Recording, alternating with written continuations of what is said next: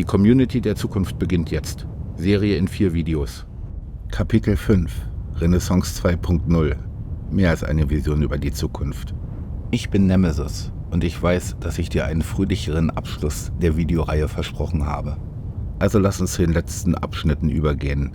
In ihnen wirst du herausfinden, weshalb ich meine Stimmung anfänglich als heiter beschrieb und wie wir gemeinsam Wolken überwinden können, um uns den Sternen zuzuwenden. Abstrakt betrachtet basiert meine Vision aus einer Reihe von Erkenntnissen aus Wissenschaft und Technik der aktuellen Zeit. Besonders beeinflusst wurde sie von Wissensfragmenten aus Psychologie, System- und Spieltheorie. Der Grund, weshalb ich diese Videoreihe thematisch mit kindlichen Impulsen begann, besteht darin, dass wir als Kinder noch eine Ausrichtung oder Orientierung haben, die mehr von unserer Natur als von unserer Kultur geprägt ist. In dem Märchen des Kaisers neuen Kleider spiegelt sich das wider. Die Erwachsenen lassen sich täuschen. Ein Kind jedoch entlarvt die Täuschung, weil es weniger von Kulturmustern geblendet ist. Für die Entwicklung von Kindern sind Bezugspersonen entscheidend und selbstverständlich trifft das auch auf Erwachsene zu. Letztere neigen nur oftmals dazu, diesen Umstand in der Hektik des Alltages zu vergessen. In den vorigen Kapiteln haben wir von der hohen Prägungsempfindlichkeit von Kindern gesprochen. Tatsächlich mache ich einige meiner frühkindlichen Erlebnisse dafür verantwortlich, dass ich bestimmte Dinge nie vergaß. Wie auch immer, ein wichtiges Element meiner Vision ist das Verständnis, dass ein gewisses Maß an Spannung zwischen Menschen, die sich gut verstehen, die Kreativität fördern kann. Wenn du aufmerksam warst, wirst du dich daran erinnern, was ich über Kulturen sagte. Der Grund für die Ähnlichkeit meiner Aussagen besteht im fraktalen Aufbau der Welt. Das Internet, eine Gruppe von Freunden, soziale Netzwerke, Firmen, unser Hirn sind alle dynamische, komplexe Systeme. Kultur spiegelt das Muster unserer kollektiven Intelligenz wider, genau wie deine Wertesysteme und Einstellungen das Muster deiner individuellen Intelligenz abbilden, selbst wenn sie extern beeinflusst wurden. Man könnte also sagen, dass jeder Mensch selbst als eine eigenständige Kultur betrachtet werden kann, die in übergeordneten Kulturen eingebettet ist. Auf diesen verschiedenen Ebenen von Netzwerken, ob kulturelle Gemeinschaften oder Bereiche unseres Gehirns, finden sich ähnliche Mechanismen. Dies wird besonders deutlich, wenn wir uns den Aufbau unseres Gehirns genauer anschauen. Betrachten wir zum Beispiel 3 Schlüsselbereiche des Gehirns: den Kortex, das limbische System und die aufsteigend retikulär aktivierende Formation, kurz ARAS. Wenn diese Bereiche gut zusammenarbeiten, erweitert sich unser Möglichkeitsraum für Kreativität enorm. Stelle dir vor, wie sich 3 Freunde treffen, um miteinander über ein Thema zu diskutieren. Der eine übernimmt die Rolle des Creators, der zweite die Rolle des Brokers, der dritte die Rolle des Owners. Der Owner verfügt in unserer kleinen Gruppe über das fundierteste Wissen bezüglich des Themas, während der Broker Kontakte hat, die bei Bedarf mehr relevantes Wissen und/oder weitere Ressourcen beisteuern könnten. Der Freund in der Rolle des Creators weiß nicht so viel wie unser Owner, ist jedoch unglaublich schnell darin, neue Muster zu bilden. Wenn sich Owner und Creator miteinander austauschen, bekommen wir einen Ideenpool und Lösungsansätze. Im Hirn wird diese Funktion vom Cortex repräsentiert. Tauschen sich Owner und Broker aus, erhältst du Bewertungen. Und kommunizieren Broker und Creator miteinander, erhalten wir Erregung, wofür in unserem Hirn die Formatio reticularis, die aufsteigend retikulär aktivierende Formation, kurz ARAS, verantwortlich ist. In konventionellen sozialen Netzwerken kann man ARAS am ehesten mit Likes, Dislikes und dem, was früher als Retweets bezeichnet wurde, vergleichen. Das limbische System repräsentiert den emotional aufgeladenen Anteil von Beiträgen, während der Kortex den intellektuellen Inhalten dieser Beiträge zuzuordnen ist. Harmonisch und fruchtbar sind die Diskussionen nach meinem Geschmack in konventionellen sozialen Medien jedoch viel zu selten. Freunde wären die bessere Wahl. Übrigens gibt es bei Menschen tatsächlich persönliche Vorlieben bezüglich der Rolle, in der sie sich am wohlsten fühlen. Dies sollte dich aber nicht daran hindern, auch einmal in andere Rollen zu schlüpfen. Und auch weitere Rollen werden denkbar. So könnte eine spezialisierte Art der Broker eine Funktion übernehmen, die der von Neutronen in Atomen ähnelt.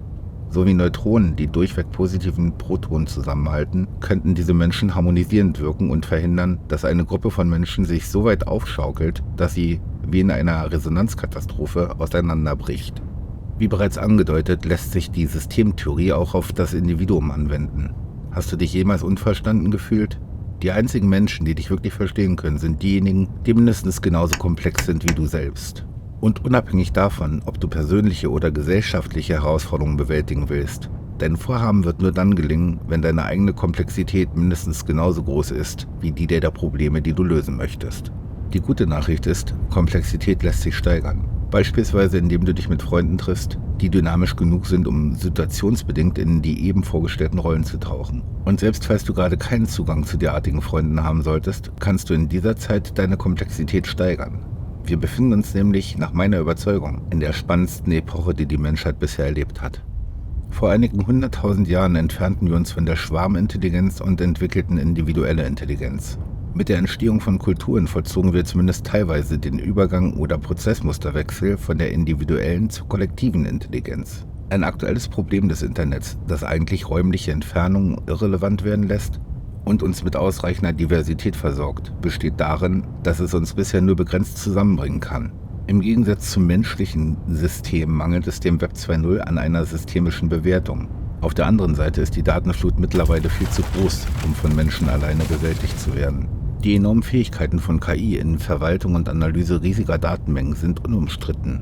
Genau deshalb könnte uns KI dabei helfen, eine neue Art von sozialem Netzwerk zu schaffen, die auf den Prinzipien der Systemtheorie basieren. Stellen wir uns vor, wir würden für eine gewisse Zeit darauf verzichten, unsere Beiträge öffentlich zu teilen und uns von den endlosen Diskussionen und Grabenkämpfen im Internet abwenden. Stattdessen könnten wir KI unsere Beiträge zeigen. Sie könnte dann nach unterbewussten und bewussten Wertemustern suchen, ohne sie zu veröffentlichen. Basierend auf unseren Wertemustern und den Mustern anderer Menschen könnte KI uns dann Personen vorschlagen, mit denen eine Interaktion die größten Möglichkeitsräume für Kreativität eröffnet. Dieses neuartige Netzwerk wäre übersummativ intelligent und würde der menschlichen Natur eher entsprechen. Im Unterschied zu Dreiergruppen würden wir in und mit Clustern von Menschen arbeiten, die global und nicht nur lokal ausgewählt werden. Diese Cluster würden zwischen 162 und 252 Menschen umfassen und über individuelle Beziehungen Einzelner mit Personen anderer Cluster verbunden sein. Die KI würde auch persönliche Präferenzen berücksichtigen und somit sicherstellen, dass jeweils Creator, Broker und Owner zusammengebracht werden. So wäre jedes Individuum im Zentrum seines eigenen Clusters und würde sowohl von der individuellen als auch der kollektiven Intelligenz profitieren. Die Folgen wären mehr Zeit,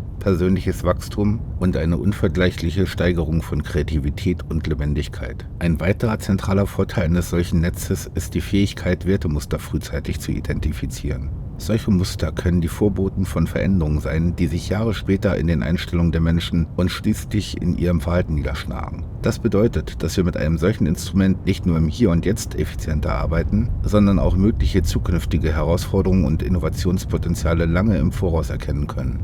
Der Erkenntnisgewinn verschaffte uns erhebliche Vorteile, sowohl bei der Problemlösung als auch bei der aus ihr hervorgegangenen Innovation selbst. Das Netzwerk würde uns als mächtiges und vor allem zeitsparendes Tool zur Verfügung stehen, um sämtliche menschlichen drängenden Herausforderungen zu bewältigen, jenseits aller sprachlichen Barrieren. Nebenbei könnte es uns helfen, Beziehungen in einer bisher nicht gekannten Tiefe zu erleben und unser Bewusstsein kollektiv zu erweitern. Vermutlich würde es auch einfach einen unglaublichen Spaß machen, im Mittelpunkt eines auf einen selbst abgestimmten Subnetzes zu interagieren. Und wer weiß, vielleicht finden wir durch die harmonische Verknüpfung von menschlicher und künstlicher Intelligenz sogar den Schlüssel für den Beginn einer neuen Renaissance.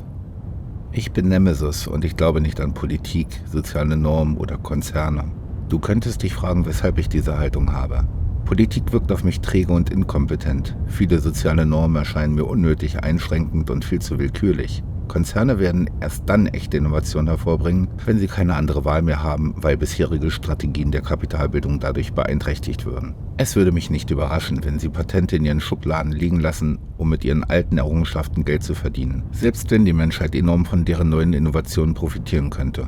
Und was die Masse Mensch anbelangt, 2014 wurde eine Studie durchgeführt, bei der Testpersonen aufgefordert wurden, 5 bis 15 Minuten in einem Raum zu verbringen und über sich nachzudenken. Für den Fall, dass sie sich langweilten, stand ihnen ein Gerät zur Verfügung, das Elektroschocks abgeben konnte. Zuvor hatten alle Teilnehmer diesen Schock als unangenehm erlebt. Dennoch entschieden sich 50% der Testpersonen während der Zeit des Nachdenkens für weitere Elektroschocks. Es scheint, als ob körperlicher Schmerz für diese Menschen leichter zu ertragen war als Introspektion. Für Menschen wie mich, die Selbstreflexion dem physischen Schmerz bei Weitem vorziehen, habe ich das unerhörte Verlangen, ein soziales Netzwerk zu schaffen, das dem Attribut sozial sogar gerecht wird. Die Aussicht auf ein Umfeld, in der Menschen tatsächlich die Erkenntnisse, die sie gewinnen, auch zeitnah anwenden können, ist einfach zu verlockend. Natürlich benötigt ein solches Projekt engagierte Personen, die diesen Weg mit mir gehen wollen. Mir ist bewusst, dass diese Menschen entsprechend entlohnt werden müssen, um sich voll und ganz auf ihre Aufgaben konzentrieren zu können.